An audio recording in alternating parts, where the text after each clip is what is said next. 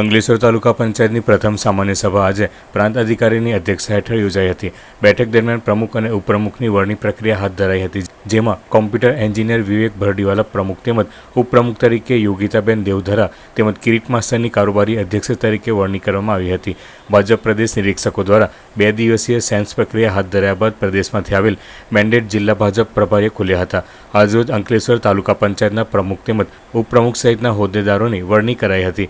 ત્યારે અંકલેશ્વર તાલુકા પંચાયત ખાતે જિલ્લા ભાજપ મહામંત્રી જિગ્નેશ મિસ્ત્રી મેન્ડેટ લઈને આવ્યા હતા। ભારતીય જનતા પાર્ટી દ્વારા અગાઉ જાહેર કરાયેલ મેન્ડેટ અનુસાર પ્રમુખ પદ માટે કોમ્પ્યુટર એન્જિનિયર વિવેક ભરડીવાલા તથા ઉપપ્રમુખ પદ માટે યોગિતા દેવધરાના નામ રજૂ કરવામાં આવ્યા હતા।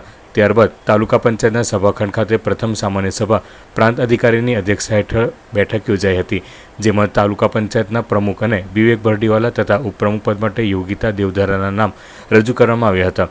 આ ઉપરાંત તાલુકા પંચાયતના કારોબારી અધ્યક્ષ તરીકે કિરીટ માસ્ટર તથા દંડક તરીકે સેજલસિંહ વાસિયાના નામની પણ વરણી કરવામાં આવી હતી। વરણી જાહેર થતાં ભાજપના કાર્યકરો અને સમર્થકોમાં આનંદનો માહોલ છવાઈ ગયો હતો।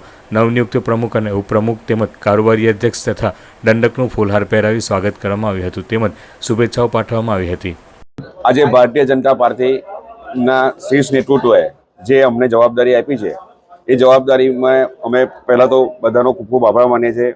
અમારા પ્રદેશના જગદીશભાઈ વિશ્વકર્મા સાહેબ, સીએમ સાહેબ, અમારા મુખ્યમંત્રી છે, અમારા યુવા અમારા નેતા હર્ષભાઈ સંઘવી સાહેબ, ઉપમુખ્યમંત્રી તથા ભરૂચ જિલ્લાના અમારા ગુજરાત રાજ્યના પાણી પુરવઠાના અમારા સહકાર મંત્રી અને અમારા અંકલેશ્વર તાલુકાના ધારાસભ્ય શ્રી ઈશ્વરસિંહ પટેલ સાહેબ, જે અમારા હંમેશા દિશાસૂચક રહ્યા છે, તથા ભરૂચ જિલ્લાના ભરૂચ જિલ્લાના મહામંત્રીશ્રીઓ તથા અંકલેશ્વર તાલુકાના પ્રમુખ મહામંત્રીશ્રીઓનો અમારો ખૂબ ખૂબ આભાર માનીએ છીએ।